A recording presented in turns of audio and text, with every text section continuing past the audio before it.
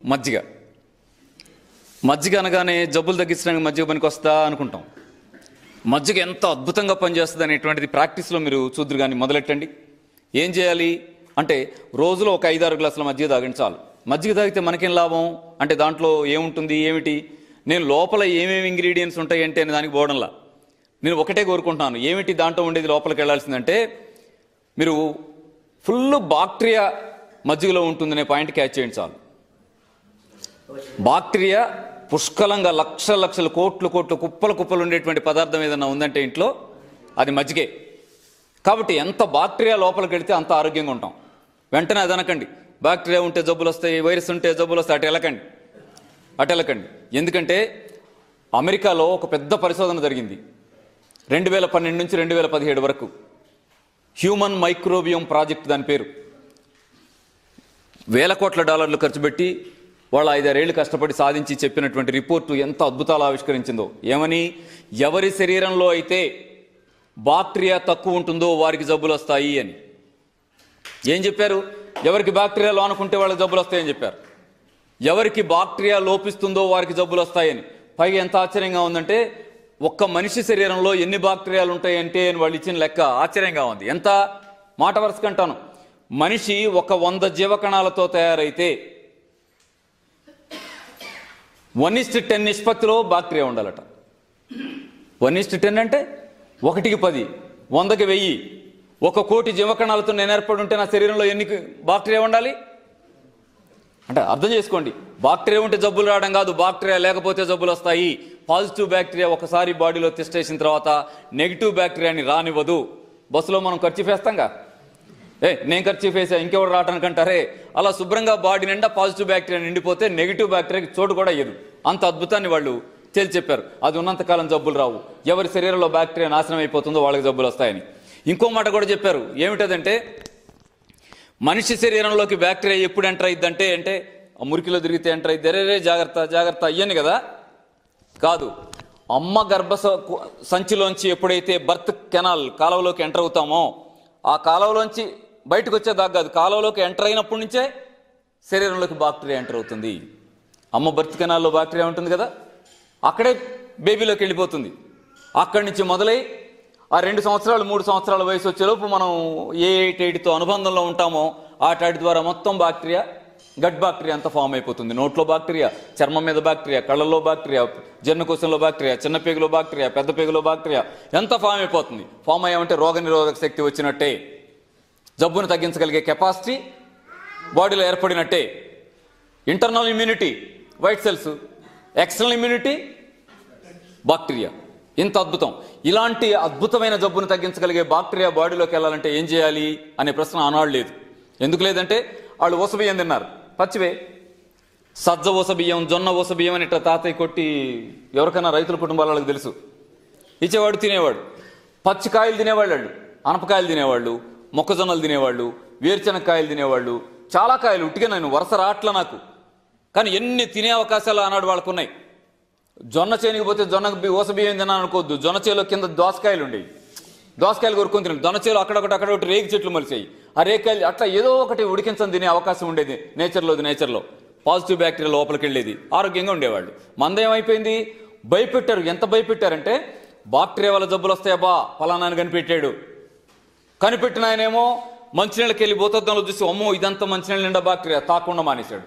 అన్నంలో చూసి తినకుండా మానేశాడు. చివరికి పాపం ఆయన ఏమైపోయాడు, పెద్ద మనిషి, రెస్పెక్ట్ ఇచ్చే మాట్లాడుతున్నాను, కానీ ఆయన జీవితంలో జరిగిన విషాదం గురించి చెప్తున్నాను.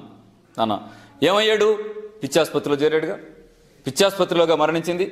ఎవరైతే బాక్టీరియాను కనిపెట్టాడు, మైక్రోస్కోప్ కనిపెట్టాడని ఇంత గొప్పగా పుస్తకం నిండా రాశామో ఆయన అంత గొప్పదాన్ని కనిపెట్టిన ఆయన జీవితం ఎంత విషాదంగా ముగిసిందో చూడండి. బాధపడి తీసుకొని భయపడుతూ భయంతోనే చచ్చిపోయాడు, ప్రాణం వదిలేడు. కానీ అసలు ఇవాళ మనవాళ్ళు ఏం ప్రూవ్ చేశారు, ఎవరి శరీరంలో ఆ బాక్టీరియా కుప్పలుగా ఉంటుందో వాళ్ళు ఆరోగ్యంగా ఉంటారని తేల్చేశారు. అందుకే ఇప్పుడు చేయాల్సింది యాంటీబయాటిక్ ఏం మింగుదామని చూడొద్దు. మింగిన యాంటీబయాటిక్ నెగిటివ్ బ్యాక్టీరియాని చంపేస్తుంది, పాజిటివ్ బ్యాక్టీరియాని కూడా చంపేస్తుంది, రిస్క్ అయిపోతాం.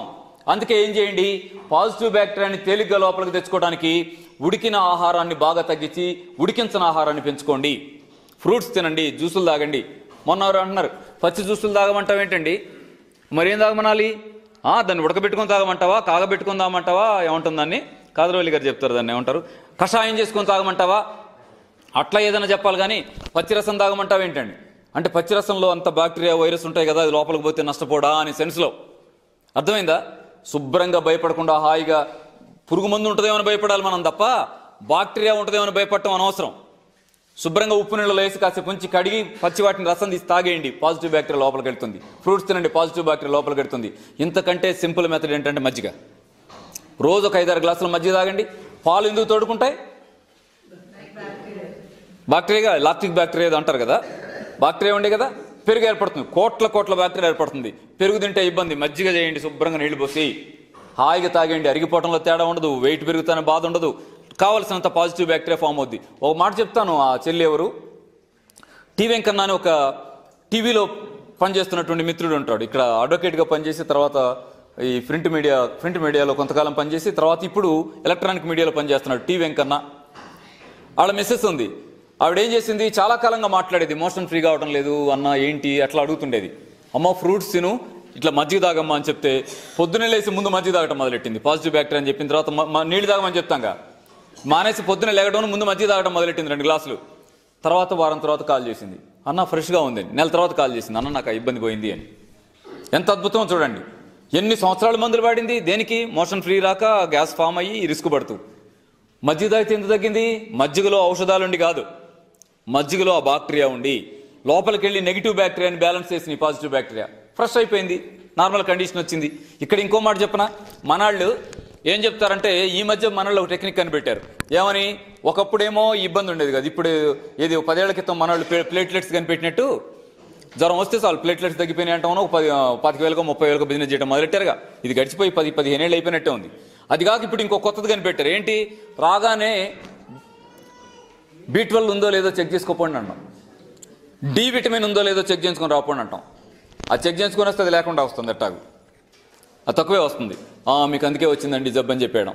అయితే ఇంతవరకు బాగానే ఉంది, ఇక నుంచే బాగోలేదు. ఏం బాగోలేదంటే మరి ఇప్పుడు B12 ఎలా రావాలి, B12 ఎక్కడుంది, ఏ కాయలో ఉంది, ఏ పండులో ఉంది, ఏ పండులో ఏ కాయలో కనపట్లేదు. మరి ఎక్కడుంది? మాంసంలో ఉంది. అర్థం చేసుకోండి, B12 ఎక్కడుంది? మాంసంలో ఉంది. కాబట్టి B12 లోపంతో అందరూ ఉన్నారు కాబట్టి ఏం తినాలి? మాంసం తినాలి, కోడిగుడ్లు తినాలి. వాళ్ళు కోడిగుడ్లు తినండి, వాళ్ళ మాంసం తినండి, మీకు B12 వస్తుంది. అంటే ఎంత మొరటు అప్లికేషన్ ఇది. కార్పొరేట్ హాస్పిటల్ స్థాయిలో ఉన్నటువంటి మేధావులారా, వీళ్ళు రికార్డ్ చేస్తున్నారు కాబట్టి మీరు కూడా ఎవరన్నా ఒక్కళ్ళు పొరపాటున వెనకపోతారని అంటున్నాను. నెట్లో పెడితే ఇంత అన్యాయంగా మాట్లాడేటువంటి పద్ధతి మీరు అనుసరిస్తే సైన్స్ తలదించుకోదా? లేదు, ఇప్పుడు మాకేం తెలియదు, యోగా వాళ్ళం, కాళ్ళు చేతులు ఒప్పుకుంటాం, మీరు చాలా మేధావులే. కానీ రేపు మీలాంటి వాళ్ళే పిల్లలు పెరిగి పెద్దయి మీరు చేసిన కోర్సులు చేసి వచ్చిన వాళ్ళు అడుగుతారు, ఏమయ్యా పాత తరం డాక్టరు B12 రావాలంటే మాంసం తినమని సలహా ఇచ్చావు, ఏమయ్యా అంత అన్యాయంగా సలహా ఇచ్చావు ప్రజలకి అని అడిగితే అప్పటికేం సమాధానం చెప్పుకుంటారు? మీరు మీ తరం అంతా తలకాయ ఎంచుకుంటారు, వాళ్ళ ముందు తలకాయ ఎంచుకోరు, ఎందుకంటే మీరు ఉండరు అప్పటికి. ఇప్పటికే 50 ఏళ్ళు వచ్చినాయిగా, అప్పటికి ఉండరు. కానీ చరిత్ర మాత్రం ప్రశ్నించి తీరుతుంది. B12 చెట్లలో లేదు, మాంసంలో ఉందనేటువంటిది మొరటు అప్లికేషను. ఏది రైట్? అసలు మనిషి శరీరంలో కానీ జంతువు శరీరంలో ఉన్న మాంసంలో కానీ B12 ఎందుకు వస్తుందో తెలుసా? ఎవరి పేగుల్లో అయితే పాజిటివ్ బ్యాక్టీరియా ఉంటాయో అవి జీవన చర్యలు, మనం తిన్న ఆహారాన్ని తిని జీవన చర్యలు చేసుకునేటువంటి క్రమంలో వచ్చేటువంటి బై ప్రొడక్టే B12. కాబట్టి లోపల పాజిటివ్ బ్యాక్టీరియా ఉన్నప్పుడు అది B12 తయారు చేస్తుంది. కాబట్టి పేగుల గోడలు పీల్చుకొని బ్లడ్లో కలుపుతాయి. కాబట్టి మన మాంసంలో ఏర్పడింది. మాంసం చెక్ చేయడమును మాంసంలో B12 ఉంది, మాంసం తినండి అని చెప్తారా? అంత మొరట. ఇప్పుడు నేను చెప్పిన పాయింట్ ఎక్కడ తెలిసింది నాకు? యోగ శాస్త్రం చెప్పిందా? సిద్ధార్థుడు వచ్చి చెప్పాడా? మీ అనాటమీ ఫిజియాలజీలో రాస్తున్న పాయింటేగా. మరి ప్రజలకి ఏంటి అట చెప్తున్నారు? టాబ్లెట్లన్నా రాసిస్తున్నారు, మాంసం తినమని సలహా ఇస్తున్నారు. ఎందుకు ఇస్తున్నారు ఇలా? దీనికి కౌంటర్ చెప్పడానికి ట్రై చేయకండి, కొంచెం మార్చుకోండి. ఎందుకంటే మేము మీ పిల్లలమే, మీ తమ్ముళ్ళమో, మీ అన్నలమో, మీ మామయ్యలమో, మీ అక్కలమో, మీ ఇంట్లో కుటుంబ సభ్యులు లాంటి వాళ్ళమే. అంతేగాని కిరాణా కొట్టు పెట్టి అనుకోకండి మీరు పెట్టింది హాస్పిటల్ దృష్టిలో పెట్టుకోండి. మిత్రులారా, మీ అందరికీ నేను దృష్టి తెచ్చేది అదే. B12 డెఫిషియన్సీ ఎందుకుంది అంటే పేగుల్లో పాజిటివ్ బ్యాక్టీరియా లోపం వల్ల. పాజిటివ్ బ్యాక్టీరియా పెట్టుకోవడం పెంచుకోవటానికి ఏం చేయండి? జ్యూస్ తాగండి, పళ్ళు తినండి, మజ్జిగ తాగండి. B12 లోపం ఎందుకు సరికాదో చూద్దాం. అంటే ఇవాళ చేసిన రేపు తాగుదాం, ఎల్లుండి తాగుదాం చూడకండి. ఉదయం నుంచి సాయంత్రం తాగితే ఏ ఇబ్బందులు రావు. అంతకంటే దాచిపెట్టుకుని తాగితే లేనిపోని ఇబ్బందులు వస్తాయి. ఒకనాడు కళ్యాణ్ ఉండేది ఇళ్లలో, మనకు తెలియదు. కానీ పెద్దవాళ్ళని అడిగితే చెప్తారు. ఇక్కడ ఉన్న పెద్దవాళ్ళని ఎవరన్నా అడగండి, మా ఇంట్లో కలి ఉండేదే అప్పట్లో అంటాడు ఆయన. ఇవాళ కలి ఏది? కలి అంటే పాజిటివ్ బ్యాక్టీరియా డెన్. అది ఇంట్లో అన్నం వండుతూ కొంచెం కలి పోసేవాళ్ళు, ప్రతి దాంట్లో కలి కలపాలని చూసేవాళ్ళు. లేకపోతే అనీజీగా ఉందంటే కొంచెం గ్లాసులో కలిసి తాగునానా అని ఇచ్చేవాళ్ళు. మరి ఇప్పుడు ఏది? కలి అంటే ఏంటి? Positive bacteria then. ఇవాళ మిగిలిన పాజిటివ్ బ్యాక్టీరియా డెన్ ఎవరు? ఇంట్లో ఉన్న మజ్జిగ కుండ. ఓకేనా?